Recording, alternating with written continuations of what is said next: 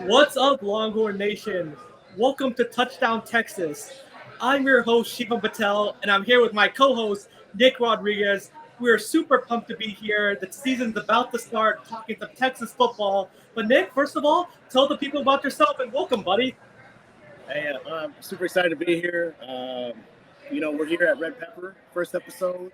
Really looking forward to being here. Longtime Longhorn fan, and I think we're just here to give some Atlanta, Texas fans an outlet for hopefully another good season. So, hook 'em, baby, ready to go. Hook 'em for sure. And for me, I also graduated from the University of Texas in 2019. I'm a long-time Longhorn fan. Growing up in San Antonio, I've been attending games since I was young. But like Nick said, we're here in Atlanta. We're right here in the heart of SEC country, Bulldog country. But Yep. we want to give a shout out to the Texas Texas Atlanta chapter. They're going to be hosting watch parties throughout the year for certain games, and we're going to be at the watch parties live post game, giving our reaction, bringing fans on. Like we said, it's a platform for you Texas fans to be able to share your thoughts and reactions. After for the games. But first of all, follow us on Twitter and Instagram and Facebook at Touchdown Texas. Also, give us a subscribe on YouTube. But Nick, are you ready to talk some ball? I'm ready. I'm ready. I'm ready. It's what are we? August 24th. So next week is our first game against Colorado State. First Red Pepper watch party is in 2 weeks against Michigan. So we're gonna have an episode after Colorado State, but then we're gonna be here for the Michigan game. So I'm ready, baby. Let's go. Time to go. Perfect, perfect. So, our first topic of the day, Nick. Unfortunately, it's a little on the downside. We're talking about Yeah.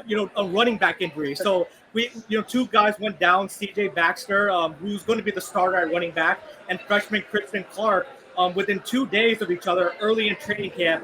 So, Nick, tell me, how does that affect? How is that going to affect the team this year? Give me your analysis on that.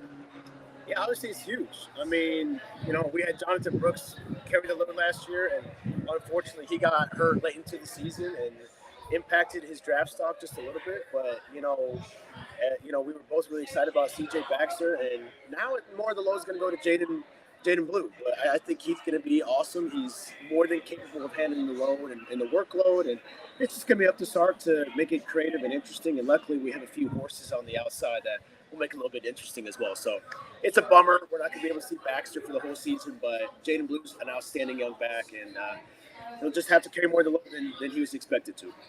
No, for sure. And Jaden Blue had a great year last year. He came on towards the end of the season as Yep. CJ Baxter was getting hurt. Jaden Blue's a speed guy. He's not the guy that runs between the tackles very much, but if you get him on the outside, he's very dynamic. He's shifty. He can make people miss. But also, he's great at catching the ball out of the backfield and getting yards after catch. So that's going to be very important for him. But also, let's not forget about Trey Wisner. So he's going to be running back too. He's a sophomore. He's also a very shifty back, not as big as Jaden Blue, but he's going to have a big role. And then Jared Gibson, a true freshman. He's more of a big bruiser back that can get you tough yards. But now he's going to be expected to contribute as running back 3. So it's going to be a running back by committee, Nick. But Jaden Blue is definitely going to be leading it, and we'll see what's going to happen. Okay, so after we talked about running back injuries, Nick, let's talk about breakout players. Let's get on a positive note. So I'll let Nick start out first. Who is your breakout player for this season, Nick? Well, we'll get to one for offense and one for defense, but my guy for offense is Jaden Blue. I mean, it's got to be, right? It's got to be. He's got to step up and carry the load. I think he's going to have an awesome year. I think he's going to break out and really have a great year. And for us as a breakout player, we're not going to pick a guy like Quinn Ewers or, a guy who's been established in the league for a while. So we're going with the guy who maybe guys are sleeping on a little bit. More eyes are going to be on Jaden Blue. I think he's going to have an explosive year out of the backfield, receiving, and everything like that. So Jaden Blue's my pick out of necessity, but he's also got the skills to do it as well. No, that's a great one. Jaden Blue is going to be very important, and he definitely has a skill set, and he's going to contribute big this year, and he has a chance to really get his name out there for NFL draft circles. So we'll see what's going to happen and how he does. So for my breakout player, Nick, I'm going with the true freshman. I'm going with the 5-star freshman, Ryan Wingo. I like think that. he's 6'2", he's 210, he has great size. he enrolled in the spring and he really broke out from like the first practice. He was making these contested catches. He was like really doing well and really grasping the offense really well. And I think he's going to have a big role on this team because he's a big body guy that can really be able to get a lot of yards after catch and make a lot of big plays, for Quinn Ewers. So I think Ryan Wingo, he's not going to start immediately because we have a deep wide receiver rotation. But I have a feeling between like midway through the season to the end of the season, you're going to be seeing a lot more Ryan Wingo as the season goes on, because he's going to be making that big contested catches, and he can run for his size. He's 6'2", 210, but he can really run and get past people. So he has also some burners. So I think he's going to be a player to watch. So Nick, who is your defensive player? Well, just to hit on Wingo real quick, I mean, he's going to be such an explosive player, and I think that's why Texas fans should be extremely excited about the future of the program. Because obviously we have guys from the transfer portal like Isaiah Bond and Matthew Golden that are on the squad, but like you just said, we got young guys on the team too that they might break out this year, but in year 2 or 3, they're going to be even better. But my defensive player is going to be Trey Moore from UTSA.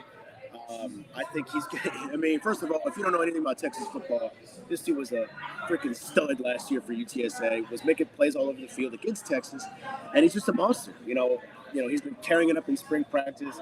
He looks clean in this picture. He looks like he was born to be a Longhorn with the headband and the gear and the swagged out. So Trey Moore's going to be a monster for our defensive line. We lost some guys to the draft. We're trying to revamp here, but I think Trey Moore, people are sleeping on him way too much.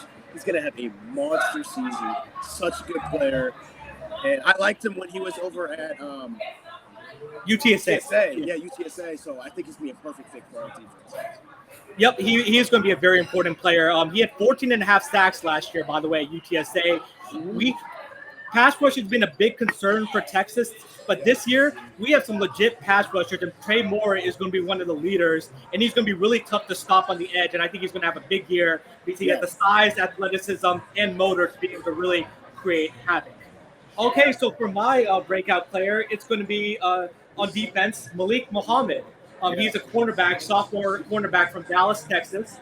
He's just a really good cover corner. He has the length, he has athleticism. He does a great job of bracketing people, using his leverage against the wide receivers. And he doesn't get a lot of interceptions, at least not in his freshman year, but he gets a lot of pass deflections. And he played the 6th most snaps out of any freshman last year, and he had a lot of production.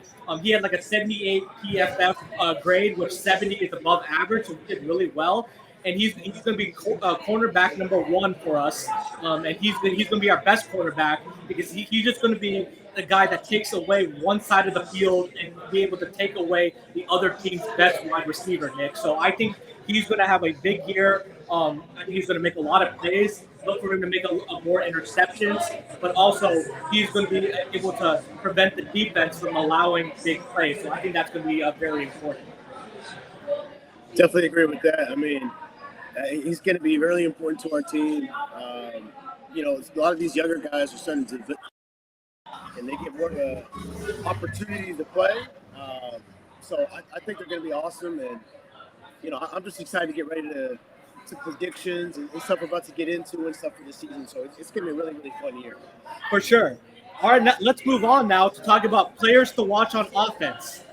So I'll let Nick go first. So, Nick, fire away. Who's your player that you're going to be watching on the Texas offense for this year?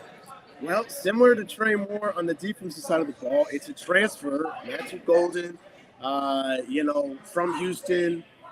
God, we were together watching the game. Actually, my fiance was there too, watching the game against Houston, and he absolutely tore us up. And honestly, should have lost that game. I mean, he could do anything in the slot.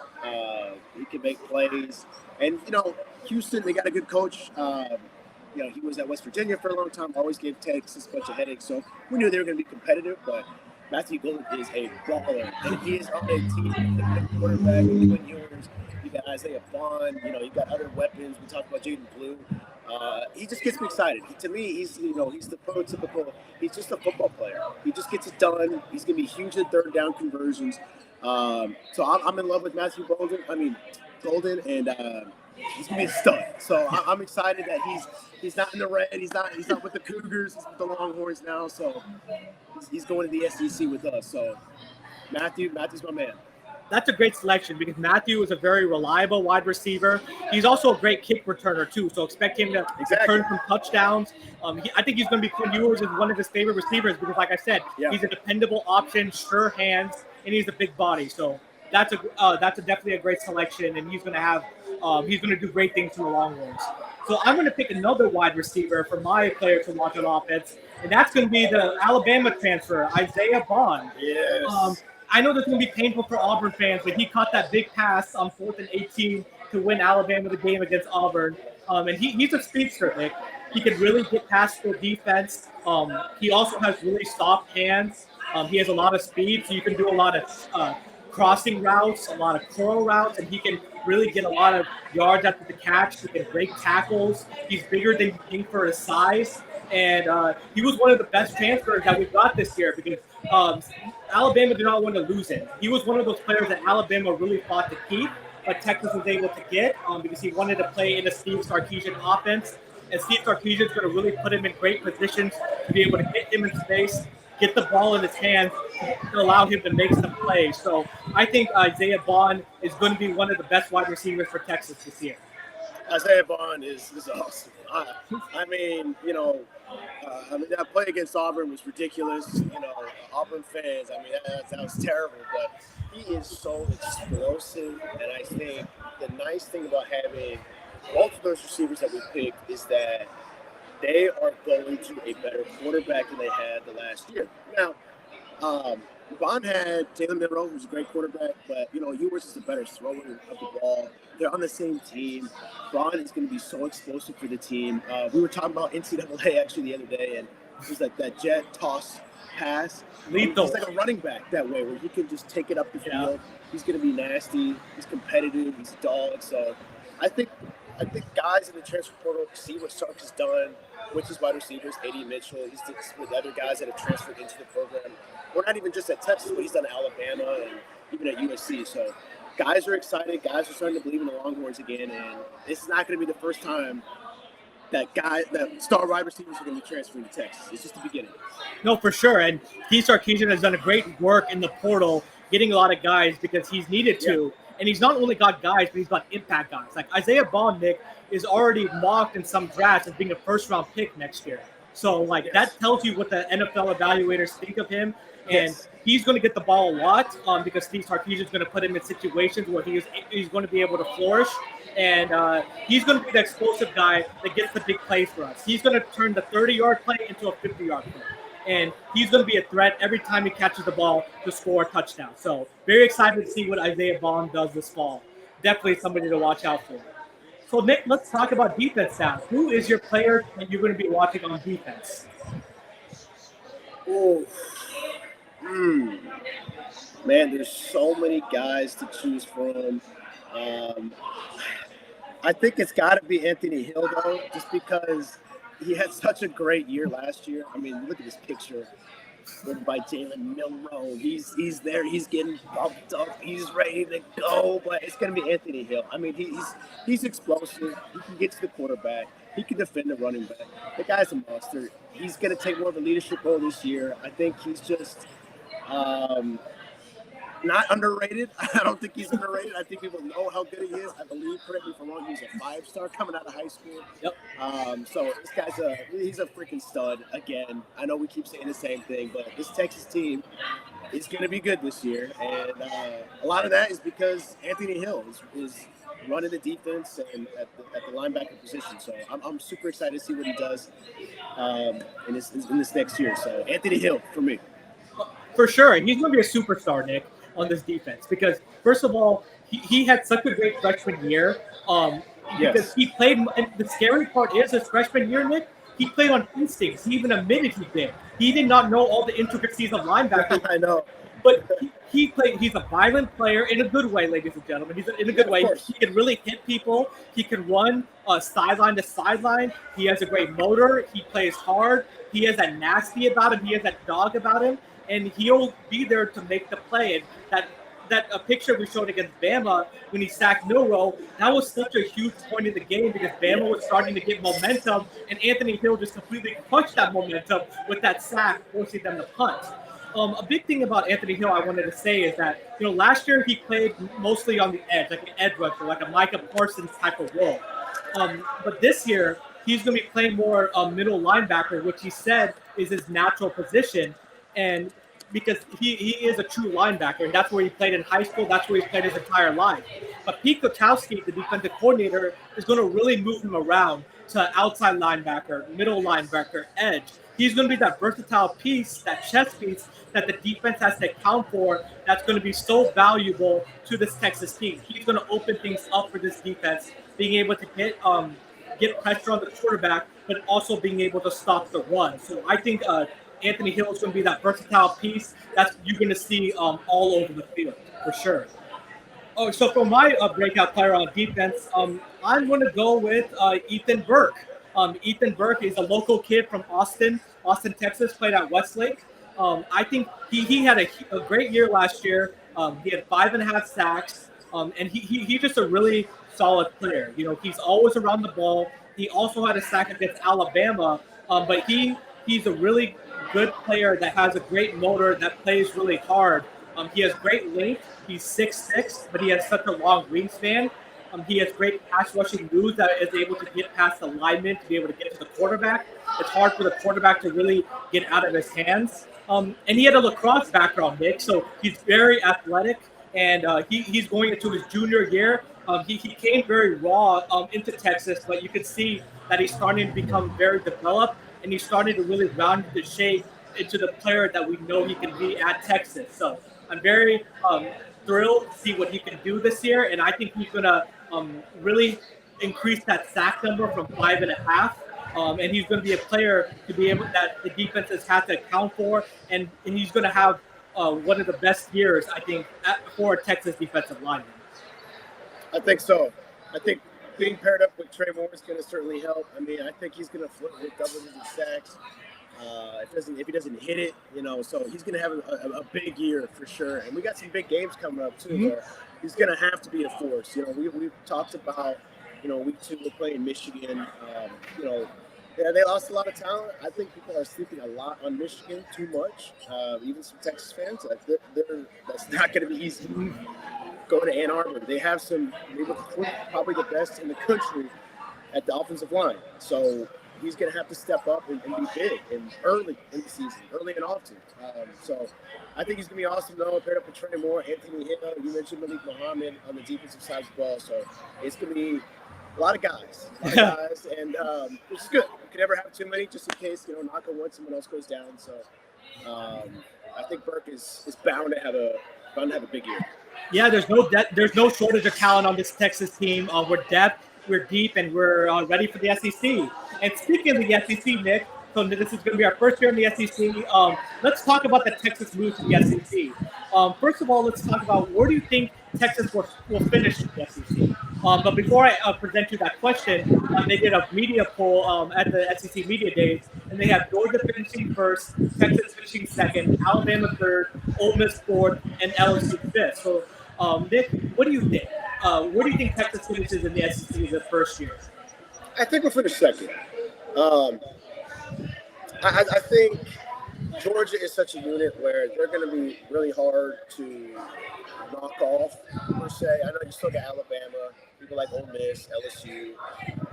There's a lot of teams in the SEC. I think, it's hard to win the conference in your first year there, so that might be hard.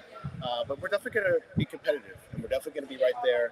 I think that game in Austin in October is going to be huge when we play Georgia, and I like our chances against the Dogs. But I think ultimately we finish second. Maybe we win the SEC championship game, but I think we're right there. We finished second. We're behind Georgia, and then I think there's a decent gap between third through fifth. I think it's the 1-2 Titans, and then basically a little gap between 3, 4, and 5. That's what I see it. I agree with you that Georgia is going to finish first, because they have Carson Beck, who, and that's okay. That's okay. Yeah. As long as we make the playoffs. Yep, exactly. He's going to be projected to be the number one overall pick. Again, they still have to play the season. Georgia has one of the best defenses in the country. Last year they went 13-1 and they lost only to the SEC championship game. They got some new wide receivers, but I think they'll be able to break them in, and their running game is really solid. So I think Georgia deserves to be one. I think Texas, for all the reasons that we stated, Nick, is going to be number two. The only thing I disagree with you a little bit slightly is that I think Ole Miss is a very close third. Okay. I think this is the year for Ole Miss with Jackson Dart. He's played a lot of football. They went heavy in the transfer portal, Nick. They had 14 transfer portal players on both sides of the ball, and this is kind of the year for Lane. Lane Kiffin kind of needs to show that, hey, he can be that top-tier coach to bring Ole Miss into the playoffs. So I still think Texas is better than Ole Miss, but I think Ole Miss is creeping up on Texas for number 3. But I think it's going to be a very close race. But for the SEC championship game, Nick, do you agree with this, that Georgia has a 33% chance to make the SEC championship with Texas in second and Alabama third? Oh, man, that's tough. Definitely with the 1-2, I would go Georgia 1, Texas 2. I see what you're saying about Ole Miss.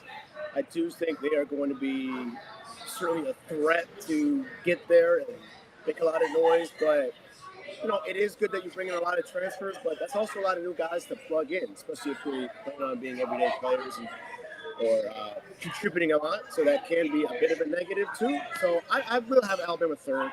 Kalen DeBoer obviously is taking over for Saban, who just retired, for Washington. But I think Alabama's going to be right there at third. I think they're going to be tremendous. I just think they're going to be a little bit behind Georgia and Texas, and closer, to me at least, at this point of the season, they're going to be closer to Ole Miss at the end of the season. So Nick is a little bit higher on Alabama than me. I think Alabama's like 4th or 5th. I'm not saying they're not a good team. They are a good team. Milroe's a good quarterback. I just think that Alabama lost so many players. They're kind of in transition mode with a new coach. So I think they're going to finish 4th or 5th. But Texas and Georgia are definitely going to play in the SEC championship. They're the top 2 teams in the league. And I think it's going to be a great matchup. It's going to be right here in Atlanta, Nick. That's right. So we're going to see what's going to happen. But so now we talked about where Texas will finish in the SEC, but now let's talk about some quarterbacks in the SEC, Nick. Ladies and gentlemen, Nick likes to talk about quarterbacks. So let's see if he agrees with this list. So Carson Beck, number 1, Jackson Dart 2, Quinn Ewers 3, and Jalen Milroe 4. So Nick, let's start with Quinn Ewers at number 3. Is that the right position for him or no? No, I mean, no. I could say that. I mean, it'd be hard for me to argue right now that he's won. Obviously he had an awesome season last year. So did Beck. Not a lot of people are going to put Ewers over Beck. I think he's 2. I feel pretty comfortable saying he's 2. I know Jackson Dart is very talented. I know I'm a little biased here, but Ewers is such a beast. Dialing it up. He's had, his issues staying healthy. He was at Ohio State and he came over here. But he was pretty healthy last year. He got banged up and, luckily we were able to save the season, by really good backup quarterback play. But I think he's number 2. I think if I were to, the way I like to look at it is if I have all even teams, all even rosters, coaching staff, whatever, who do I feel the safest in winning? It's going to be Beck and Ewers 1 and 2. However you want to put that, I just feel the safest that way. That's just me. Dart and Milroe would be somewhere 3 and 4, however you want to do that. It's definitely the top 4. Those are definitely the right guys in the top 4, but I just trust Ewers more than I trust Dart. So I would have him 2. Yeah, I agree that Quinn Ewers is number 2. I slightly lean Beck number 1 just because he's played in those big games and he's had a little bit more production and a little bit less turnovers than Ewers has. But I think this year Ewers is going to have a huge year. He's really improved his pocket presence. I think the deep ball is going to be really big. I think he's going to hit the deep ball more, so that's really going to increase his production passing-wise and touchdown-wise. And he's going to be one of the best quarterbacks in the country, and he's going to really uplift this Texas roster. And he's going to put the ball in the hands of these playmakers, and he's going to be the reason why Texas wins, a lot of games. So I think Quinn Ewers is going to at number 2 is very. He's in the right place at number 2 with Beck number 1, but he could be 1-2 by the end of the year. There's a lot of football still to be played, Nick, as we start to get closer to the end of the year. So, yep, that is the Texas and the SEC segment. But Nick, as we wrap up the show, thank you so much for watching. Be sure to follow us on our social media platforms, Twitter, Instagram, and Facebook at touchdown_Texas. And thank you, Nick. It was a great first episode. Glad to be doing the pod with you, man. I'm super pumped. I look like I'm a little frozen here right now, but hopefully you can hear me all right. Super excited, super pumped to be doing this with Shivam, and I think it's going to be an awesome year for Texas fans, an awesome year for college football. First year of the playoff, first year of Texas and OU being in the SEC, so it's going to be a fantastic year. I'm pumped to play Colorado State, and I'm even more pumped to play Michigan in a couple of weeks here. So, yep. Hook 'em for sure. And before we leave, just a couple quick announcements I wanted to make. Me and Nick will be back next week as Texas opens up their regular season against Colorado State. We'll be post-game giving our reaction. But for the first live stream is going to be September 7th. The Texas X's Atlanta chapter is going to be hosting a watch party at the Red Pepper Taqueria here in Georgia, Atlanta, Georgia. So me and Nick are going to be live for that. So be sure to be tuned in for our next couple episodes. But again, follow us on our social media channels. Subscribe to our YouTube channel. Thank you so much, everybody, for watching, and we're going to sign off.